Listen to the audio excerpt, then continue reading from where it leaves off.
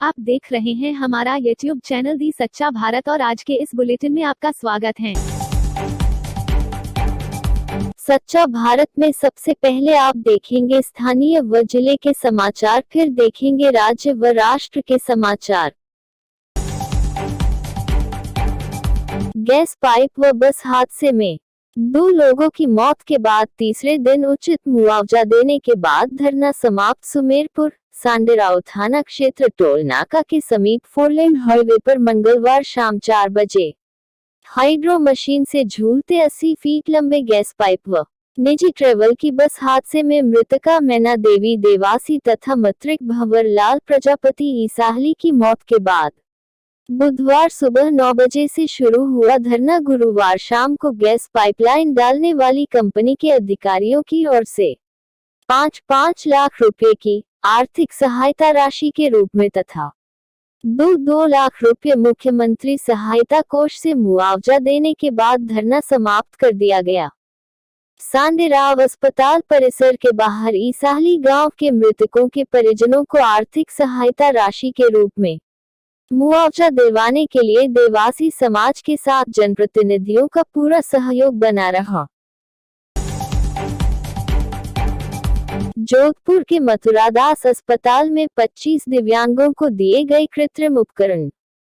कृत्रिम उपकरण पाकर दिव्यांगों के चेहरे पर आई मुस्कान। दिव्यांगों को अपने अधिकारों से रूबरू करवाने व अधिकारों की जानकारी आमजन सहित दिव्यांगों तक पहुंचाने के लिए जोधपुर मथुरादास अस्पताल में स्वावलंबन फाउंडेशन द्वारा विश्व दिव्यांग दिवस के मौके पर पाली से बस के द्वारा पहुंचे 25 दिव्यांगों को सरकारी अधिकारियों, सामाजिक कार्यकर्ताओं, दिव्यांगजनों, दिव्यांग व्यक्ति अधिकार अधिनियम 2016 की प्रतिलिपि भेंट करते हुए उनके अधिकारों के बारे में जानकारी देते हुए दिव्यांगजनों को कृत्रिम उपकरण वितरित किए गए। अज्ञात कारणों से बाड़े में लगी आग, ग्रामीणों ने आग बुझाने का किया प्रयास। कड़ी मशक्कत के बाद ग्रामीणों की सहायता से आग पर पाया काबू। बाड़ व लकड़ी जलकर हुए राख। रोहट क्षेत्र के मांडावास सरहद की है घटना। रोहट के मांडावास गांव में अज्ञात कारणों के चलते बाड़े में आग लग गई और जब धुआं चारों ओर उठने लगा तो आसपास के लोग आप देख अफरा तफरी मच गई। स्थानीय लोगों के द्वारा बड़ी मशक्कत के बाद आग पर काबू पाया गया। जब तक आग बुझ पाती तब तक लकड़ी के कीमती सामान जलकर राख हो गए। बेइंतहा मोहब्बत का दर्दनाक अंत। शादी के 2 दिन बाद बाथरूम में मिला दुल्हन का शव। अजमेर 5 सालों तक बेइंतहा मोहब्बत, परिजनों को मनाकर शादी के बंधन में बंधे और 2 दिन बाद ही प्यार की कहानी का दर्दनाक अंत हो गया। मामला अजमेर क्लॉक टावर थाना क्षेत्र का है। 3 दिन पहले ससुराल पहुंची दुल्हन की मौत ने हर किसी को झकझोर दिया। शादी के 2 दिन बाद ही दुल्हन की अचानक मौत हो गई। उसका शव संदिग्ध अवस्था में बाथरूम में मिला। पीहर पक्ष ने मौत पर संदेह जताते हुए मामला दर्ज कराया है। डॉक्टरों के अनुसार पोस्टमार्टम रिपोर्ट में सामने आया है कि विवाहिता की मौत हार्ट अटैक या फिर दम घुटने की वजह से हो सकती है। हालांकि इस रिपोर्ट को क्यू में रखा है। एफएसएल की टीम द्वारा लिए गए सबूतों की जांच के बाद ही मौत की असली वजह सामने आएगी। अजमेर जवाहरलाल नेहरू अस्पताल के कर्मचारी बैठे आमरण अनशन पर। जवाहरलाल नेहरू अस्पताल के कर्मचारी संगठन के उपाध्यक्ष मोहनलाल चौधरी की ओर से दूसरे दिन भी आमरण अनशन जारी रहा। इसके साथ ही कर्मचारी संगठन की तरफ से 2 घंटे का कार्य बहिष्कार भी किया गया। इस दौरान सहायक कर्मचारी के साथ साथ सफाई कर्मचारी और वार्ड बॉय ने भी अपना विरोध प्रदर्शन जारी रखा है। कोविड-19 महामारी के चलते जवाहरलाल नेहरू अस्पताल में कार्य का भार अतिरिक्त हो चुका है, लेकिन कर्मचारियों की कमी सभी के लिए परेशानी का सबब बन चुकी है। इसके साथ ही विभिन्न मांगों को लेकर कर्मचारी संगठन लंबे समय से अपना आंदोलन कर रहे हैं और उनकी मांगों पर कोई निर्णय नहीं होने के बाद एक बार फिर आंदोलन को तेज करते हुए आमरण अनशन और प्रदर्शन जारी रखा गया है। भारत में कोरोना के मामले 95,34,964। भारत में कोरोना के एक्टिव केस 4,22,943। भारत में कोरोना से ठीक हुए 89,73,373। भारत में कोरोना से मौतें 1,38,648। जयपुर प्रदेश में गुरुवार को कोरोना संक्रमण के 2086 नए मामले देखने को मिले हैं, जिसके बाद प्रदेश में कुल संक्रमित मरीजों का आंकड़ा बढ़कर 2,74,486 पर पहुंच गया है। वहीं बीते 24 घंटों में 20 मरीजों की मौत दर्ज की गई है और अब तक प्रदेश में 2,370 मरीज इस बीमारी से दम तोड़ चुके हैं। गुरुवार को एक बार फिर जयपुर, जोधपुर, कोटा, अजमेर और अलवर से सबसे अधिक संक्रमित मामले देखने को मिले हैं। मारवाड़, मेवाड़, अंचल के जिलों की कोरोना रिपोर्ट। अजमेर से 112, बाड़मेर से 47, भीलवाड़ा से 81, बीकानेर से 44, चित्तौड़गढ़ से 50, डूंगरपुर से 48, जैसलमेर से 11, जालोर से 9, 35, जोधपुर से 201, नागौर से 83, पाली से 52, राजसमंद से 31, सिरोही से 30 और उदयपुर से 99 संक्रमित मामले देखने को मिले हैं। सीएम गहलोत ने ट्वीट कर साधा निशाना, कहा मोदी सरकार ने आम जनता के साथ किया विश्वासघात।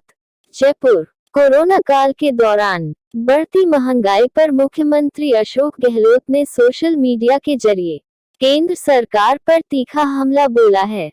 घरेलू रसोई गैस और पेट्रोल के दामों में हो रही बढ़ोतरी पर सीएम गहलोत ने केंद्र सरकार पर आरोप लगाया कि एक और जहां आम जनता कोरोना संकट के दौर से गुजर रहा है, तो वहीं दूसरी मोदी सरकार आम जनता पर महंगाई की मार डाल रही है।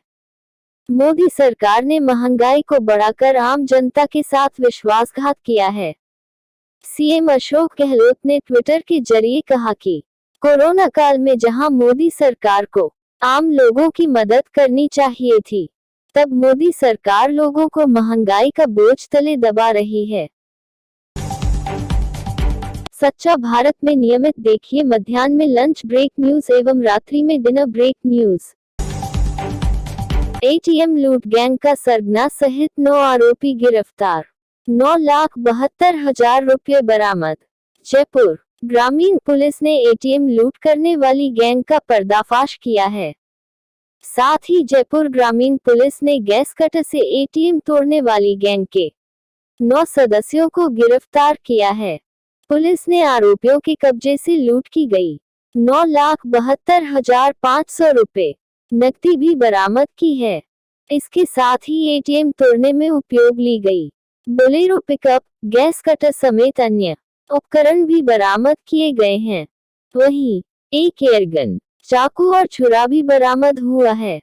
पूछताछ के दौरान आरोपियों से कई वारदातों का भी खुलासा हुआ है। सरकार के भरोसे पर किसानों को भरोसा नहीं, चौथी बैठक में भी वही बनी बात। सरकार भरोसा दिला रही और किसान कानून वापस लेने पर अड़े।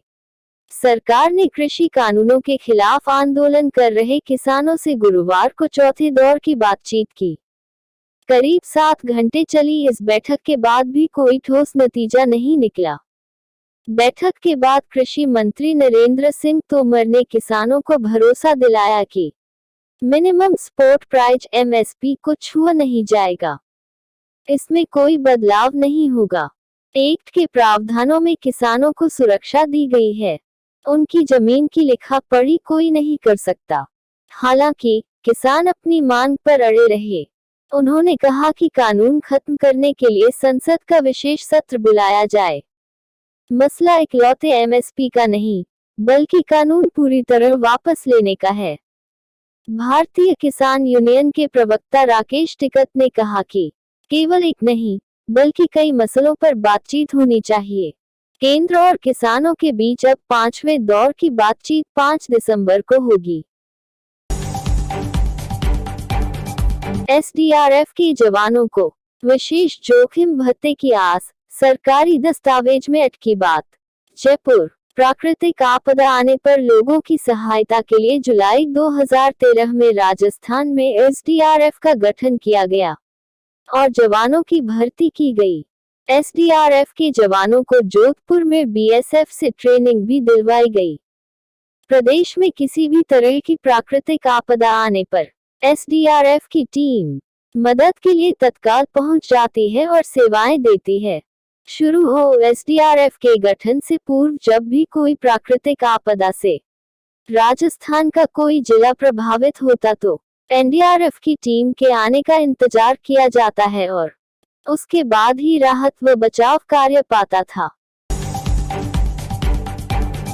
अब चतुर्वेदी ने दी बेनीवाल को नसीहत, सीएम गहलोत के ट्वीट पर भी बोला हमला। जयपुर, प्रदेश में कोरोना का संक्रमण भले ही तेजी से फैल रहा हो, लेकिन सियासी आरोप प्रत्यारोप का दौर में कोई कमी नहीं आई। मुख्यमंत्री के गैस सिलेंडर और पेट्रोल डीजल के दामों में बढ़ोतरी को लेकर केंद्र सरकार पर किए गए कटाक्ष पर अरुण चतुर्वेदी ने पलटवार किया है। इसके साथ ही उन्होंने एनडीए से गठबंधन तोड़ने की धमकी दे रहे सांसद हनुमान बेनीवाल को भी नसीहत दी है। मुख्यमंत्री द्वारा ट्वीट के जरिए मोदी सरकार पर किए गए कटाक्ष के जवाब में चतुर्वेदी ने कहा कि गहलोत केवल मोदी सरकार पर आरोप लगाने का ही काम करते हैं, जबकि राजस्थान में पेट्रोल और डीजल पर वैट की दर अन्य प्रदेशों की तुलना में कहीं ज्यादा है। चतुर्वेदी ने कहा, केंद्र सरकार पर आरोप लगाने से पहले गहलोत को राजस्थान में पेट्रोल और डीजल पर लग रहे वैट की दरों को कम करना चाहिए। और ऐसे ही नए अपडेट पाने के लिए द सच्चा भारत चैनल को सब्सक्राइब कीजिए। धन्यवाद।